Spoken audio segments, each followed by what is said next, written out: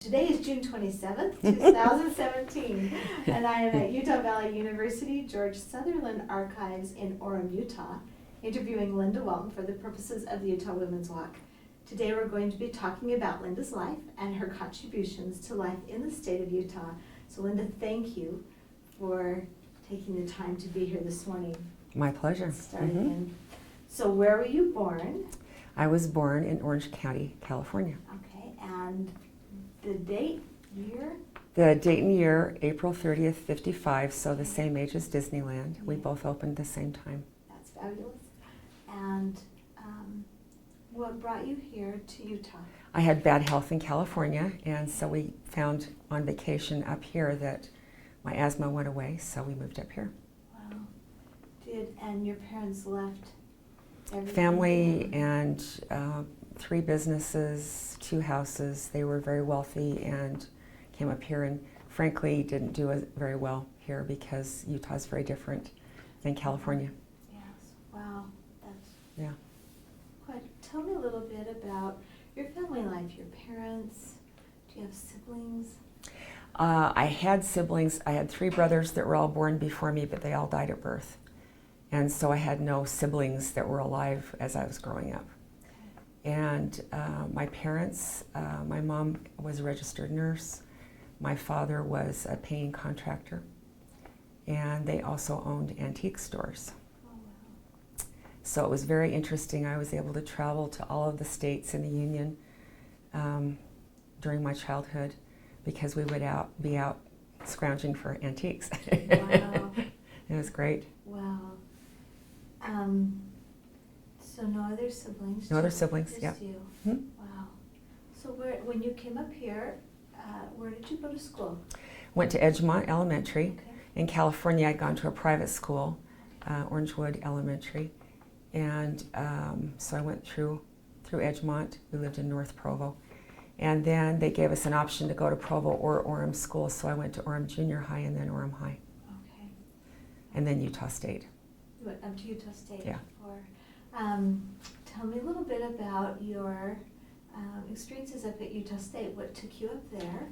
They gave me a scholarship, and plus I liked it a lot. They had a good journalism program up there, and it was a great experience. I loved it. And you went into journalism. Mm-hmm. What took you there? In 9th grade, one of my best friends asked me to be on the newspaper staff at Orem Junior High. Mm-hmm. And I enjoyed writing, and then I did that again in high school, and I was on the newspaper staff during college as well. And of course things have changed a lot as far as the types of media, but I do enjoy writing and dealing with news. So do you still do some of that? Oh yeah. I know that. Okay, go ahead. Yeah. No, I worked for a newspaper for a while. That's a challenge, particularly in this area where a lot of them are small. And so I would do writing 3 days a week and I'd sell advertising 2 days a week. So it was a little bit of a conflict when you had a big advertiser that you were quoting in a story. Yes, yes. And it became very difficult to do both ethically. So I sort of moved over into the marketing PR area instead. Yes. So is there any experiences from your early beginnings that left an impression on you or think prepared you for what you do now? I know that you do a lot of different things right now. Yeah. Any experiences? Yeah, I think the importance of being involved in the community, where you know a lot of people, you know how things are connected, how things really work. As a journalist, you get into a city council meeting or some other meeting and you see all the different steps that are taken in order for a mayor to make a decision or a council to make a decision, whatever. And it's very, very complicated, very difficult. And for, again, in this area, basically volunteers, they're not making much money to do that. You know, they put a lot into it. So that was kind of one big thing that I learned. I also found that people you meet when you're a child, you may end up coming in contact again later on. I was covering a city council meeting and I quoted a city council member. The story came out. The man came in and was yelling at my editor because he was also a big advertiser. And I came in the door and my editor fired me. And he was yelling at me because I had misquoted this guy. Well, we hadn't noticed that another person had come in the room. It was another city council member who had been my health teacher in junior high. And he said, I was standing there when Linda made the quote, wrote the quote, and she quoted him accurately. And you better give her a job back. And so I got my job back, but that was one of the breaking points with me saying, this isn't going to work, because you're not always going to have your 8th grade school teacher there to defend you. Right. So, yeah, but that was a very interesting experience. Yes. So, as you were growing up, who were some of the people, women, men, that you admired that influenced you in those years? Well, my mom, I really admired. She passed away. But she was a registered nurse, and she also was very involved with me, in part because I was an only child. And she had wanted a big family, but she would get involved in school. And so there were some interesting experiences where they were giving us our maturation class in 5th grade or whatever. And they had a woman doing it that had no medical knowledge whatsoever. And I won't say exactly what all the details were, but she made some very inaccurate statements.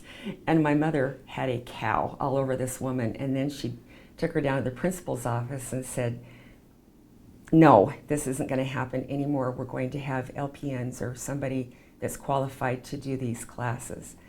And that stuck. You got to go in there and you've got to express your opinion. It wasn't a stupid opinion, it was an educated opinion, and she really took care of it. And so that it made it so that was the norm from then on. So that was one person. Another was my 4th grade teacher, Mrs. Thompson. And again, this was at Edgemont Elementary, and I'd had the chicken pox, and I'd missed a week or 2 of class, and I was behind in a couple of things. And so she says, well, why don't you come over to my house after school, and we'll go over some stuff. And so I was there for a couple of hours. She fixed me dinner. And I got caught up almost immediately. And I'm thinking, whoa, if that isn't above and beyond, I don't know what is. There was no reason for her to have to do that. But an absolutely elegant, wonderful woman. So those were 2 that of course, come to mind right off the top. Sure. What were some of the things that you enjoyed doing during your teenage years, during your young adulthood? What were some of those activities that you did? Yeah, I started camping when I was 6 weeks old. Oh. Okay, so we were camping people. My mom and I would go up by Sundance for a month or 2 every summer, and we would just stay up there. My dad would come up after work every night, and we'd go hiking and, read and do all kinds of great things up there. So that was a really great experience. I had horses and a donkey and a goat and cats and dogs and turtles and birds and fish, and you name it. We had about 40 animals on our 1 acre in Provo.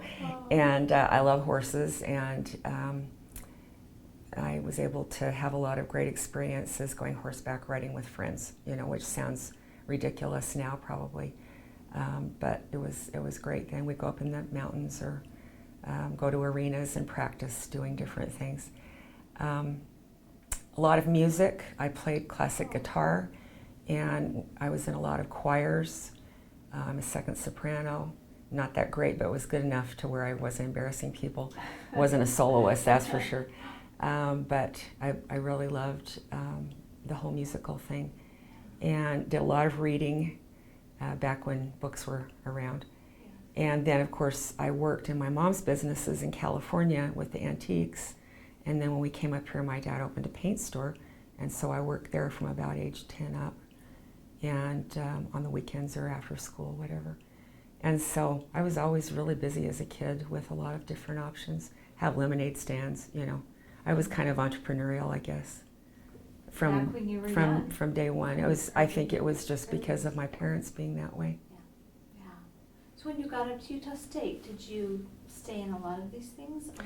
Yes, I did. There were a few changes. I got into a sorority, and I'm a Kappa Delta, and I ended up being president up there. I'm still involved as an alumni.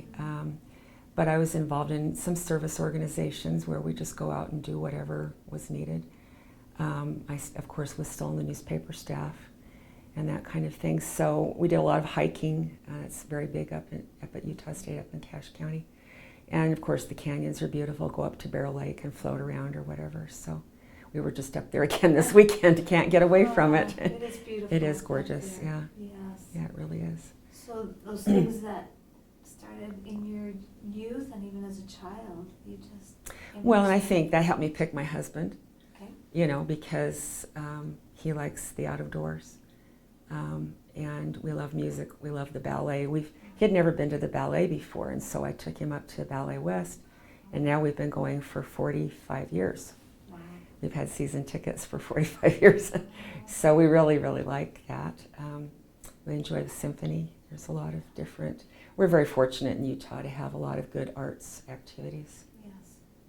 So you mentioned your husband. How did you meet him? We met in 10th grade at Orem High School. Oh. We had a common girlfriend who said to us, "You're the only two non-Mormons I know." And at that time, you had 2,300 kids at Orem High, and there were 35 non-Mormons. And he was taller than me. So, those were the two perfect things. Apparently it stuck, so it worked. So did you, when did you marry then? We married a year after college, so we got both of us out of school, and so we've been married 40 years as of this year. So congratulations. yes, Wonderful. He's a keeper. I think definitely I'm going to keep him. Must be. Did he go up to Utah State with you? Yes, he also came down here. Right. He was at UVU when it was still UTC, Okay. and he was the VICA president both here and statewide and nationally. And he's an engineer, works in the mining industry, has a business in Salt Lake. Wow. So he's done very well. But yeah, we decided to wait and get everything done and paid and handled and get married. Wow. And what's your husband's name? Brad. Brad. Mm-hmm. Yeah. Fabulous. Yeah. Tell me a little bit about, after you finished Utah State, you went into journalism for a time. Where did you work there? I worked for the Orem Geneva Times. Okay. And it was interesting. I'll tell you another story that was kind of interesting. I was interviewing, I won't say for which newspaper, but the editor said to me, "Well, you're not Mormon, so I won't hire you." And the thing that was hysterical about it was the Deseret News offered me 2 jobs the next day. So that was sort of, I've been involved in interfaith activity in different ways. I'm a chaplain now, have been for 22 years. But I had these different experiences, and it taught me, because also what my parents taught me, that you can't damn entire groups. A lot of times there'll be one really stupid person that will make it look bad for everyone, and that's what he did. But whenever we say all Muslims are terrorists, or all Catholics are pedophiles, or all Mormons are polygamists, or these one-word answers, it's just not true. Yes. And it makes me crazy when people do that. I'm very protective. We were doing a National Day of Prayer event, and someone on the national board called and asked me why we were allowing Mormons on the platform. And I thought he was kidding. I said, "Well, honey, we're in Rome, it's like, no Catholics, what are you talking about?" And he didn't laugh. And I said, "You have got to be kidding." And I told him what I thought, and it's just ridiculous. I mean, I can't imagine. We have everybody, Hare Krishnas, Muslims, everybody's on the platform. And so we're kind of protective here on campus as well. We've had Muslims that had nowhere to pray. They were praying in the restroom. And when Cedarburg was here, President Cedarburg was when I started as a chaplain, and I went to him and he said, "That's absolutely not going to happen anymore." So he provided for a library room where they could go in and do their prayers several times a day. When they do it 5 times a day, but 2 or 3 while they're in class. And that's what we're supposed to do. It's protect each other. And it's not just the Bill of Rights. It's just the way it should be. Yes. Tell me, while you're speaking about being a chaplain, tell me how you what brought you to be a chaplain? How did that all come about? I'm not sure if you'll leave this on the tape, but I was given a call by a fairly well-known ecclesiastical leader, and he said, I want you to be a chaplain. And I started laughing, and I said, a couple of problems I can think of. One is I don't have a penis. The second is I don't have an MDiv. And he said, to fill out the requirement here and be quiet. Shut up and fill out the form, you know. And I said, okay, you know, and I figured, well, the committee's going to throw it out, no problem. And about 3 days later, I was a chaplain. Wow. And so people say, well, how did you do that? Because you're not trained or whatever. And I think it was my life that trained me for it because of, you know, my husband and myself, our 4 parents were all 4 different religions. And they were very much into interfaith kinds of activities, whether it was charity or whether it was something else. And so that was kind of how I learned it, and then I've learned on the job. But we have a reflection center now, which is really nice. Here, beautiful. Beautiful reflection center, and people that are defending the minorities, and the majority, both. All need a voice. Yes. Yes. Yeah. I agree. So, after you became a chaplain, where did you go from there? Did you have direction from this individual? Oh. What did you do? No, they threw me in the deep end. They said, where do you want to be a chaplain? And I said, well, I don't think my husband would like it if I was in a prison. That would be kind of scary. And hospitals, I either faint or barf, so I'm not good at that. So what about a university? And they said, that'd be great. And so I just kind of narrowed it down. Yeah, that was one of the more unusual starts I've had because everything else I've gone to school for. I, you know, worked in the newspaper business. I worked in marketing and PR for a bank. I was the PR director here with President Higbee. And then I started my own business. And so I've always been kind of in my realm, if you will. And this one was very different. Yes. So, and it wasn't UVU at the time, was it? No, I started Utah out, Tech? I started as the PR director as UTC, and then it went to UVCC while I was here. Okay. And then it was Utah Valley State when I started as chaplain, and then university. And how was it? How were they receptive? Did you approach them and say, "This is what I'd like to do"? Yeah. How did that I went in and come talked to President Cedarburg, and I of course knew everybody because I've stayed either on a committee or something here. Sure. And so they said, sure. We started a club, Utah Valley Interfaith Club, and we had 500 members. We represent about 40 faith groups, including atheists and agnostics. And so it's been really a great experience. How was that, getting that up off the ground? Were the students receptive? Totally. We just contacted all the clergy in the area and announced that we're doing this. And you can have a certain number of non-UVU students that are involved, but the majority were. We even had faculty and staff that were involved in it. So, and we had an advisory committee and things like that, yeah. So in the beginnings, it was a club to start with. Yep. Tell me what you did in that. Well, we would ask the students, we'd take a poll of what they wanted, and they'd say, we've never been to the Catholic Church, so we'd go over there and take them on a tour. Or we've never been to an Easter sunrise service before, so we go to Provo Community Church and do that. We're wondering, about separation of church and state. We get a panel discussion together of a half a dozen different ideologies and have a discussion about it.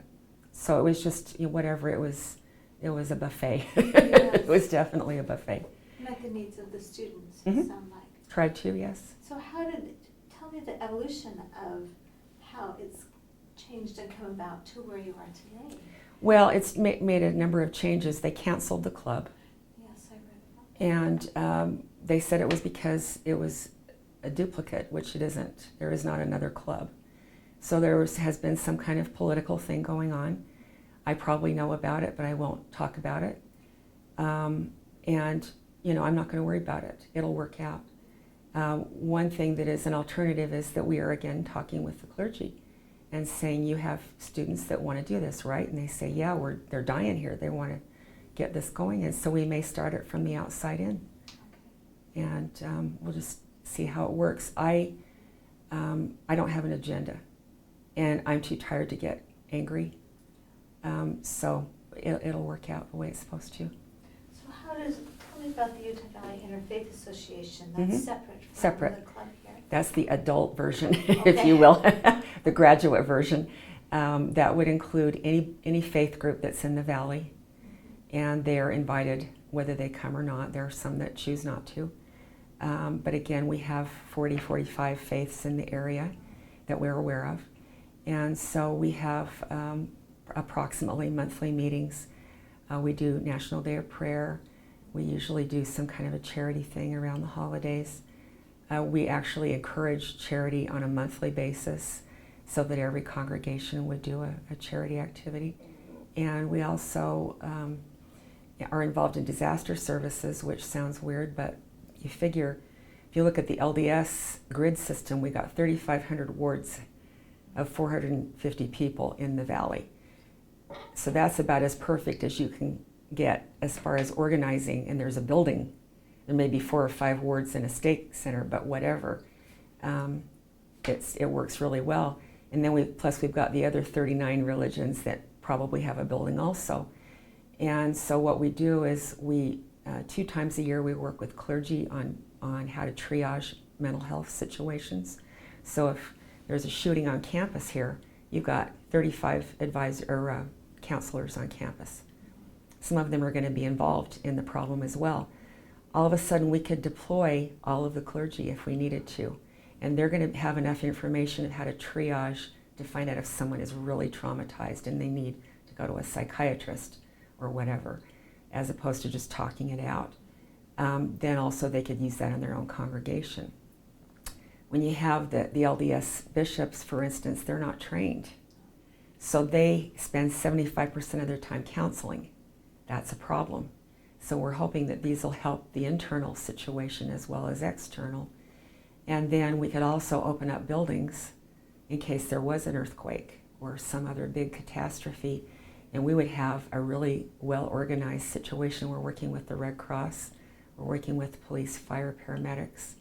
And so 2 other times, so every quarter something's going on. We have the 2 clergy things, and then we have 2 congregational things.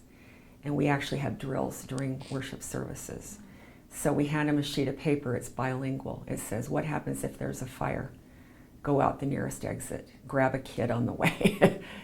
There's an earthquake. Don't go out the door. Get under something. Get in a doorway. Grab a kid. Get on top of them so that they don't get a brick in their head. What happens if there's a medical emergency? How many of you have CPR training? How many of you have first aid training? Oh, well, we can get the Red Cross here and train you.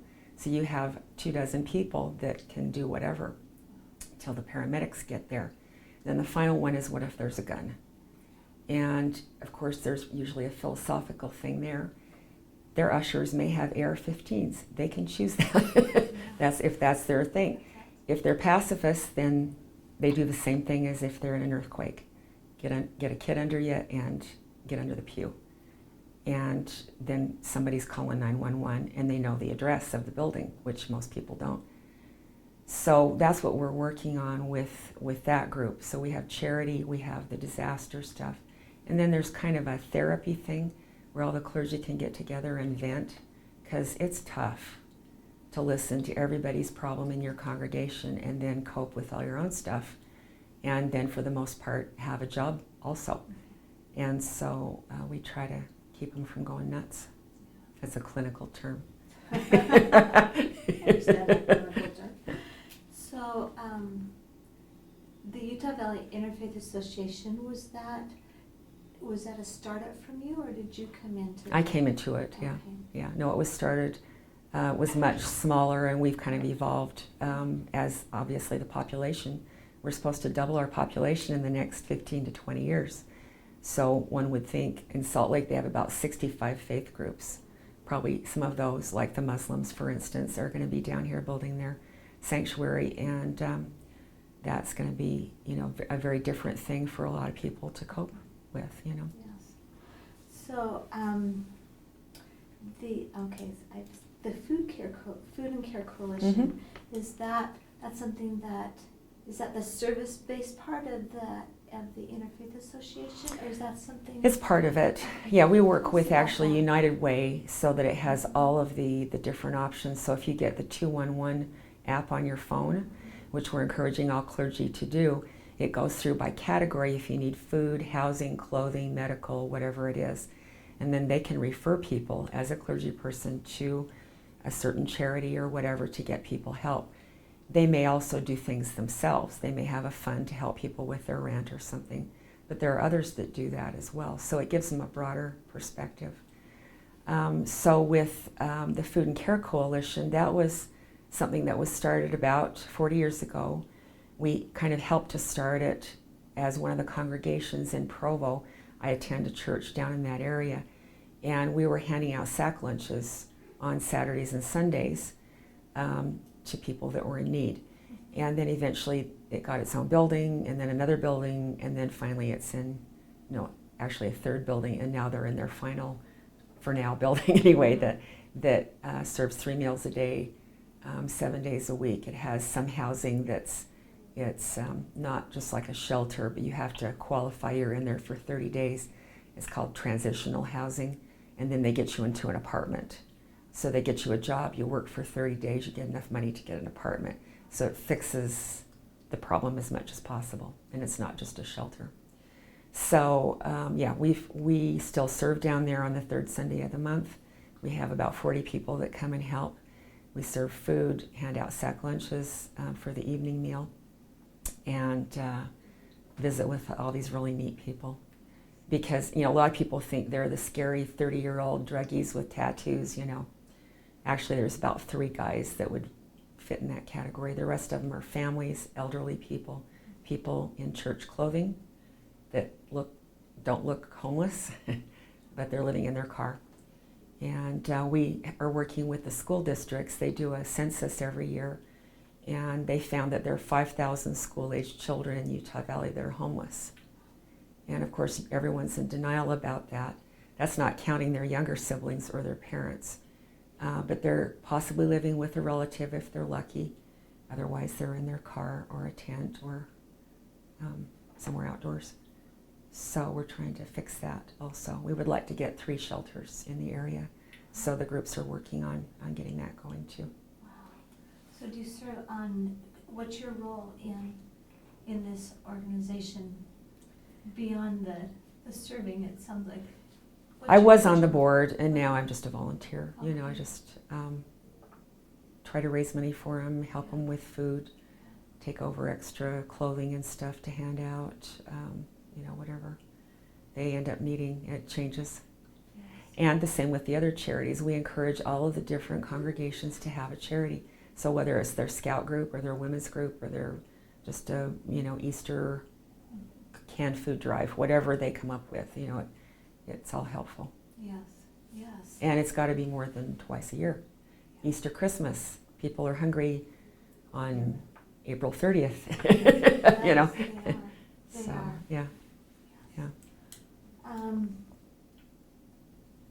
Tell me a little bit about the development of your company. I'd like to hear a little more about that and how that came about. Well, I had worked in-house all of my life, and I'd had 3 different bosses that were all very difficult. And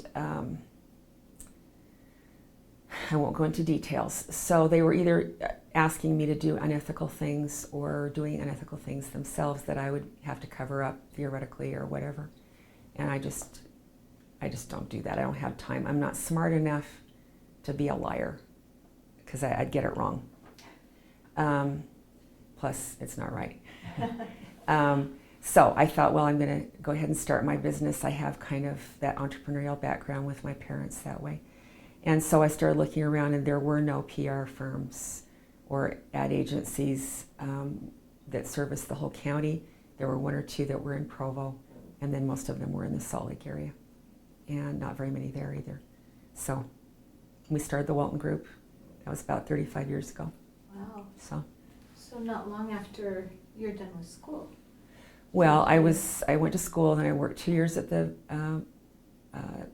newspaper, 5 years at the bank, 5 years here at UVU, Okay. and then I started. Wow. So, Yeah.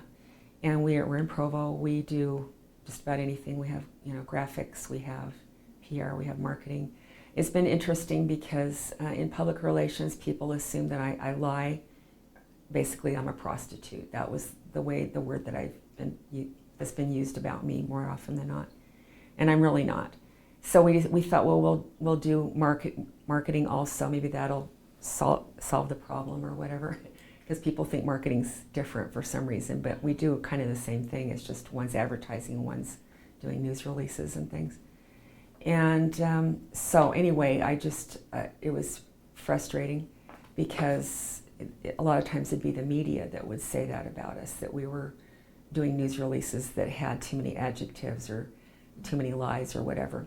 It's quite interesting for the things to have turned recently where now the media is being called the prostitute. And I don't like that either because they're not either. Yeah, we have jerks in every group, no question about it. There are PR people that I would never use, marketing people I would never use, journalists I would never go to. But they're few and far between. Most of them know what their ethics are. They're very high standards. If there's an adjective, it's in a quote. And they don't lie. I mean, it's stupid and it's wrong. So I don't like what's going on with everybody damning the media because it's part of our country. It doesn't work without the media. Somebody checking on the elected officials and other leaders of different kinds to keep them honest. And they have to be there. So it's very sad. If the media go, we're in deep trouble. Tell me how, being a woman of your own business, how has that been over the years for you? I wasn't raised as a girl, so I don't know what it's like to be a woman either. Okay. I don't do women's organizations really, like the women's division of the chamber. I've never been a member. I've been a member of the men's division. It's not what it's called, but that's what people think. I don't do the gender thing really. I don't pull that card on people. I don't expect anybody to open the door for me. Or my parents, I had Barbie dolls with Tonka trucks. I learned to shoot a gun when I was 8, and I can cook pretty well. I mean, I do both. Again, it's kind of a buffet. If there are problems with me being female, no one has dared say anything to me. So you haven't found that as an issue? Not really, No. Wonderful. No, I think being from Utah Valley is a bigger problem. Yeah. I go to Salt Lake things and they talk slower so I can understand. Pat me on the head. I'm not kidding. Really? Oh yeah, they think that we're idiots down here. And there probably are some idiots, but we're not all idiots. So, yeah, I've had more problems because of being from Utah Valley. Is that right? So, Wow. yeah.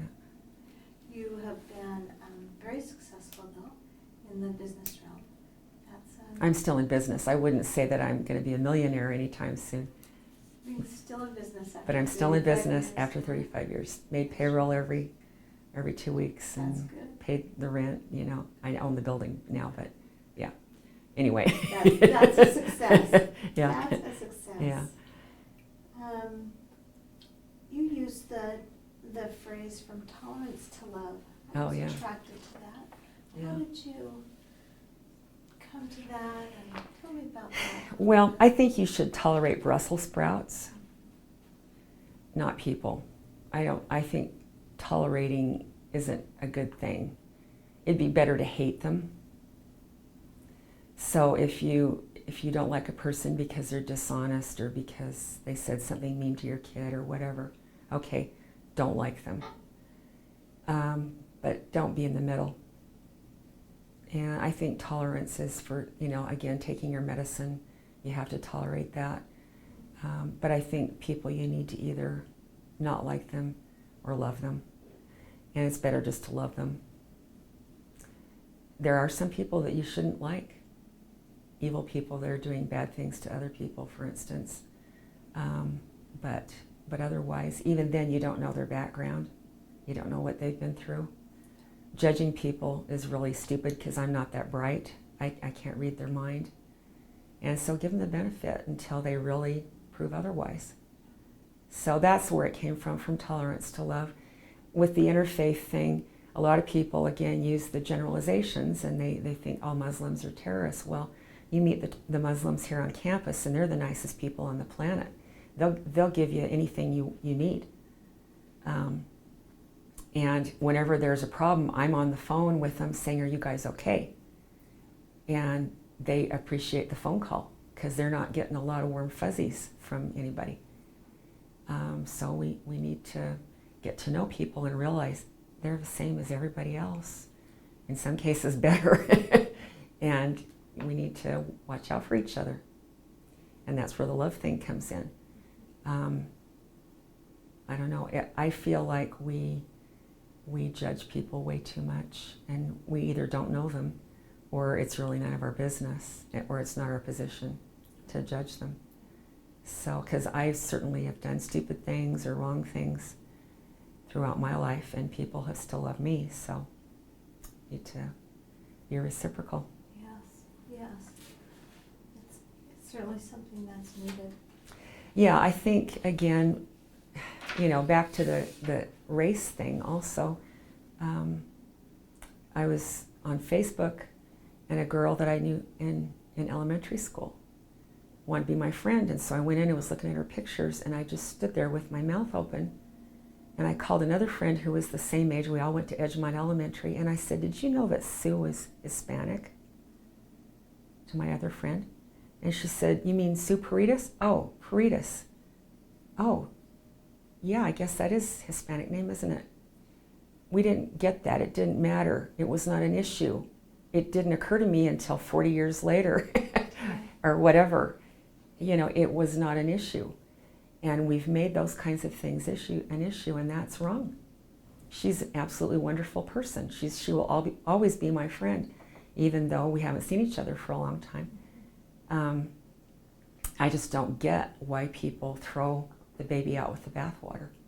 That's what's happening more and more. Yes. A lot of this, it sounds like, came from the very beginnings of your parents, had just a wide, broad acceptance. Yeah, they did. And I mean, my dad and I were driving down University Avenue. I was probably maybe in junior high, I'm going to guess.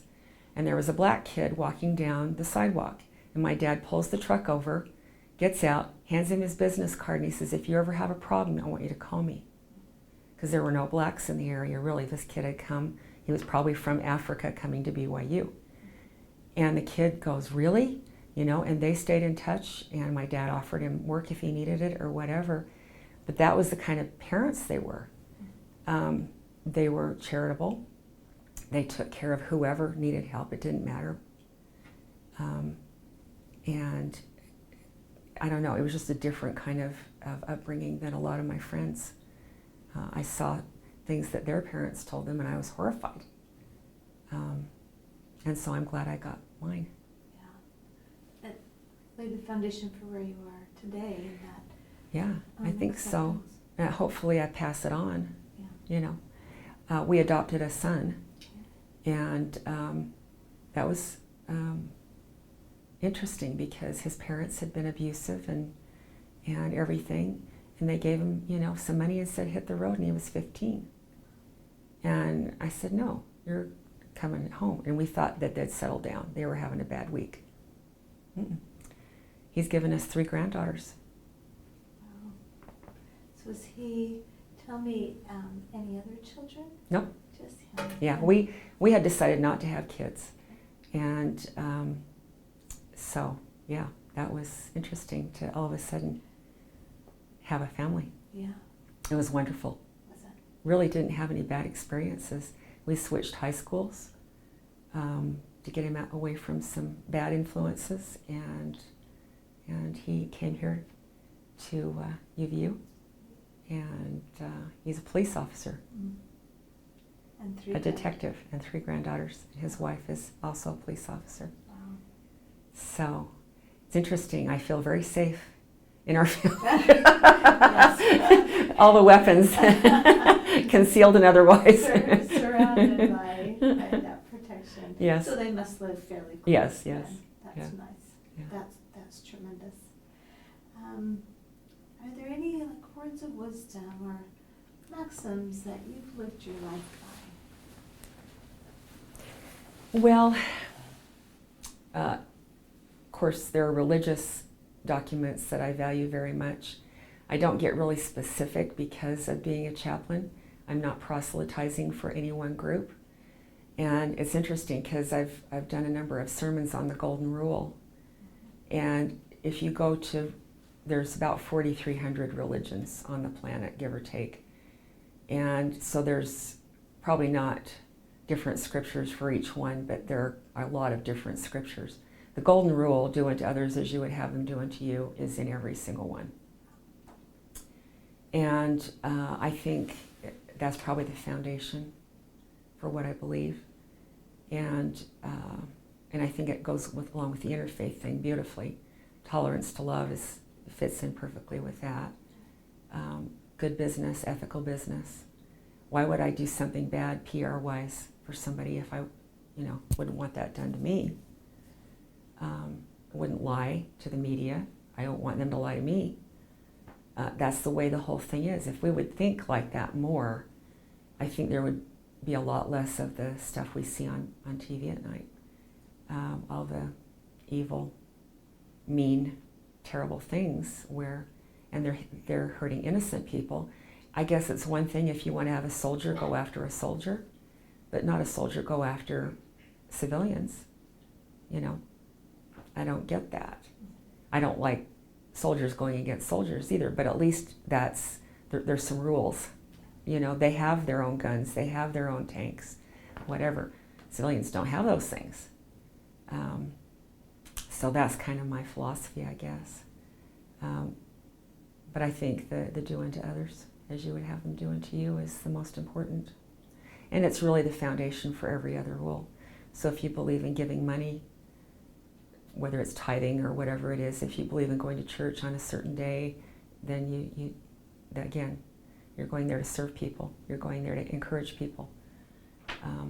So all the rules pile up on that one. Beautiful, beautiful. So what would you like to be remembered for? That's kind of a interesting question. Well, I don't know. That is a tough one. I'm surprised I'm still alive now, in many ways, because of having some health issues and whatnot. But I think people, I care about people. I want to try to help as many people as possible. And then I can croak. Because I'll be tired. That's a lot. But I mean, really, there's people lining up to get help. And whether it's just to have me listen to them, and then they're fine. I don't actually have to do anything. Sit there and breathe. And that's all they need. Maybe some need a referral of some sort, for a job or for housing or whatever. I met with some people yesterday who the man mistakenly got into a car that looked like his. And he was just getting out to go, and the real owner came up and thought he was trying to steal a car. They got into a fight, and now he has a felony. And he didn't know what to do. And I'm not an attorney, but I have friends who are attorneys. And they said this is what he needs to do. And so I went and met with them. And, that was a good half hour. Because he's scared to death, and he had no intention of doing anything bad. He made some stupid mistakes, no question. But. So, did you meet with them in your work as a chaplain, or just as a friend, or? Yeah, both. Both. I knew them personally. I knew friends. Actually, it was a couple of their sons that I knew, and they called me and wanted to know what to do. And I kind of am a go-to person because I'm always dealing with different things. So I know quite a few people, and I keep my lists up to date in my office in case I need to contact people for different reasons. So I know some people. But yeah, sometimes it's chaplain, sometimes it's business owner, sometimes it's just friend. Sometimes I pull over and to see if they're okay. I mean, if you go out to the West Desert, we go out target shooting in the West Desert. So Simpson Springs area, nobody out there. You'll see 10 cars all day long. But if you're pulled off alongside the road, everybody stops to check on you. And it's kind of a Western thing. I don't know how to explain it, but if they want to make sure you have water, are you out of gas? Is your tire flat? Can I help you do this or that? Are you sick? What's going on? You know, they check on you. And I think that's the way we need to be. So if somebody's stopped on the freeway, if it's safe, stop and see what they need. Maybe their cell phone's dead. They can't call the tire store or whatever. We just need to be more proactive. And I see people sometimes in the cafeteria here on campus, and they look like they're going to die. And I'll say, is this seat taken? All the other tables are full. And I'll just sit down and start, you know, texting or something to look like I planned it. And I'll say, is everything okay? You know, you look kind of sad. And 9 times out of 10, they'll just start talking. And that's what we need to do, is care about people. So in your role, non-denominational chaplain, you don't have a congregation, is that? I do personally. That you attend. That I attend personally, but not that no. You oversee. Right, right. So in that role as chaplain, do you find that people are drawn to you for that aid, for that talk, or you're drawn to them? How does that? Oh, that that's work? it's you know, if you believe in God, if you believe in God's spirit, whatever kind of angle you look at it, I personally think God is really smart. A lot of people don't. They think they have to do a bunch of stuff in order to make it work. Actually, God can go and it's handled. But he also can tell me stuff that needs to happen, what the answer is, who to talk to, which number to call. And so half the time I don't have a clue. And I just sit down. It's like getting a new recipe for a new dish. You try oregano one time and you try something else another time. Okay. Can you tell I'm Italian? A little Italian there, yeah, sorry. Anyway, yeah, I think we're led as to what to do if we listen. If we don't, and we have to listen to the person, and then we have to listen to whatever other influence. And it may be that you'll pick up a magazine and it'll have an article on whatever it is. I mean, some of the stuff is downright weird. You know, you go, how did you know that? You know, but then you start to remember that, you know, like I said, God's pretty smart. And a lot of people think I'm being sacrilegious, and I'm really not. I think people dumb God down and think they have to do stuff, and they actually, you know, they can be used as a messenger, but it's just fine without them too. Yes. There's another way. So people are drawn to you. You're drawn to them. Mm-hmm. Both. To both. Both ways. What a humbling. Oh. Maybe. Oh. Would be the word. Yeah. Baffling. Why me? You know, who am I? You know, why am I considered an expert at anything? I mean, aside from being older, you know, I've got that on most of the people in this building. But otherwise, you know, again, I don't have anything that they're saying I need to have here, you know, an advanced degree or have written a book, and I have written a book, but anyway, all these different things that give you the qualifications, and I don't believe that. I think it's given to you many times. And some of it, we'll call it a talent. Mm-hmm. You have a real knack. You know, there's different ways of putting it. But. Listening to an inner voice or an impression? Yeah, or I think so. Influence, you use that word, mm-hmm. influence. Yeah, and then connections. I mean, you'll have somebody that will call and say, I've got a kid here that I don't know what to do with. Or I've got this money problem, what do I do? And I know a banker, or I know a psychiatrist, or I have a job connection or something. And a lot of times it happens 5 minutes before you need it. It's really interesting to watch sometimes. It really is. Yes. So your role in in public relations has probably widened out your scope of people that you know as well. So they both come together. Well, and that's what public relations is, and people don't realize it because it has kind of a black eye, but you're supposed to do your research first about, say if it's for a business, you research the business, you research the market they're in, you research their competition, find out who's doing what, and then you come up with some ideas.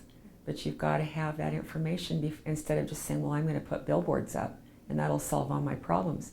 Well, if your food is bad and your location is terrible and your employees are rude, probably not. You know, so you've got to fix those other things before you can have a good business.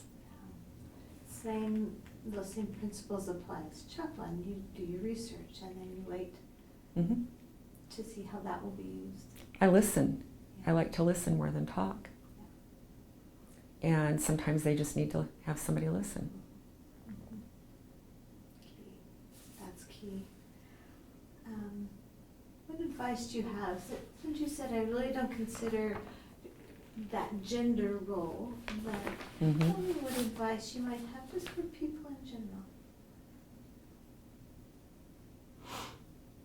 I think education is very important, but I think education can come in a lot of different ways. So whether it's travel, my parents took me to every state in the Union before I was 18, and that taught me a lot. Ate a lot of different kinds of foods. I would sit in restaurants and talk to people. My husband and I go to Italy almost every year, and there's a great restaurant in Florence called Il Profeta, if you ever go. And we go there every year, and we can walk in the door without reservations, and they're over there hugging us and offering us whatever. You've got to try this food, that food, because we have a connection there. And I don't know how it happened. We just sat down and started talking to them. But travel is really good for education. I think the arts are very good for education because it gives you more than just what's on the paper. It's the experience, it's the speed that it's played, or how loud it is, or by what kind of instrument, or it's different every different way, and you learn if you watch the people that they're enjoying it or they're getting up and stomping out. Both ways, they don't like the actor that's doing the play or whatever. So I think that's very interesting. I think history is very important. If we don't study history, I minored in history, I actually had 3 minors. We can't learn from somebody else's mistakes or what they found that's good. So I think history is really good to know. Again, working with antiques, my parents specialized in Civil War antiques, and so we'd go around and I'd learn stuff about the war and what was going on because of the antiques that we were buying and about the different battles. We walked into a museum one day and they were going out of business, and my parents bought the whole museum, all the stuff in it. We had it shipped back to California for an antique show that we were doing. Many of the things we kept, but we learned because we had the plaques that said this was so-and-so's rifle or whatever in this particular battle. And it's just amazing to see that kind of thing and not just read the book about it. I think that's one of the problems with education is a lot of the people teaching it have never done it. So you have a business management person who's teaching an MBA program, they've never had a business. Okay, that would make me worry. It really would. They don't really know what it's like and how terrifying it is to take out a loan and to do payroll and to have HR problems and to deal with discrimination and. So education comes in many forms. Oh, many. You can learn from everything. Animals, I've always had animals, and they teach you lessons. So you still have? I have 5 cats, 3 inside, 2 outside. Isabel's 25 years old, Wow. and James III, who's named after my father, is about 18, and Bentley, he has a broken tail, is about 15. And then we just acquired 2 new ones that were dropped off at our house. They're Siamese, and so it's Chopstick and Egg Roll. And they're adorable. They're really cute. That's Charlie. What would you still like to accomplish? What do you see? Well, we're going to probably travel a little bit more. We've been to a lot of different places, but there are still a few I would like to see. I want to get the shelters in Utah Valley. The homeless situation has got to end. I know it won't. We've got to work on it, especially for the children. You know, that just absolutely, I could start throwing furniture when I even think about children living in the back of a car. Compared to my childhood, you know, is completely different. So that is one thing I really would like to do. I would like to get people to not be bigoted, but that probably is stretching it a little bit. Maybe just around here, even if we start there and then can move out from there. I would love to have my granddaughters all be happy. And, you know, people not get mean to my son or my daughter-in-law in their professions. You know, I see them in danger every day and it makes me crazy. Yeah, I guess just as a combination of family and friends and community and, you know, the religion angle. I'm not campaigning for any particular group, but I do think people need to deal with their spiritual side. Figure out what it is that they believe. Do you see your role as helping in any of, well, in the shelters you talked about the organizations and the homeless, but in getting in touch in their spiritual side, do you see yourself as a role in helping that to happen? Yeah, otherwise I wouldn't have been doing it. I think I can defend people. I think I can defend the whole system of freedom of religion, freedom of speech, freedom of assembly, Bill of Rights in general. Because if we don't have those, it's pretty tough to have a religion. You can have it in between your ears, but if you're a child, there's no way to teach the children. So we've got to watch out for that. But yeah, I would say those would be my priorities. Yeah. Wonderful. Is there anything in addition you'd like reported about your life?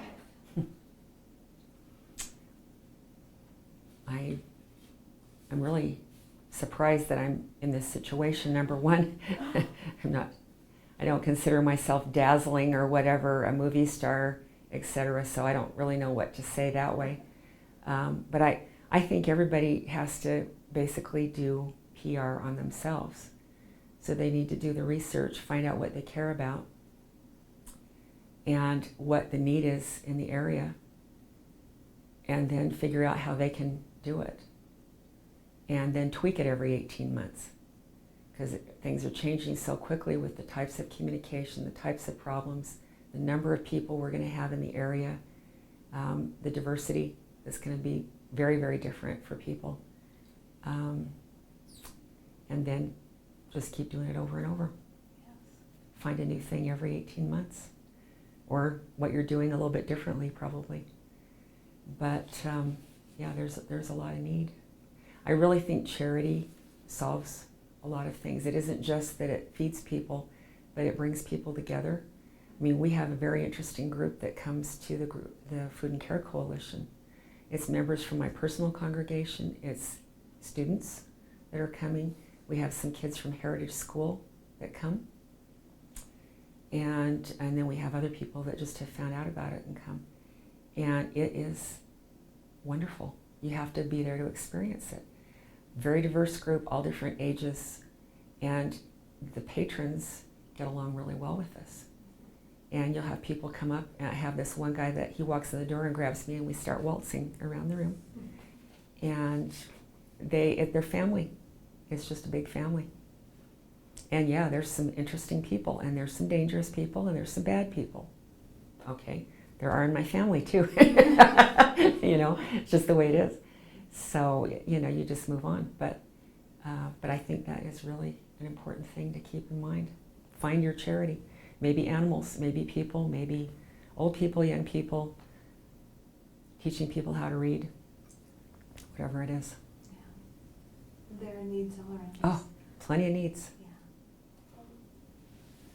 Yeah. Each of us have something to Yep. contribute. Mm-hmm. So, is there anything else? No, can't think of anything. This has been wonderful, Linda. Thank you Absolutely. so much for taking the time. My pleasure. To be here today. Mm-hmm. And, I appreciate it very much. Absolutely.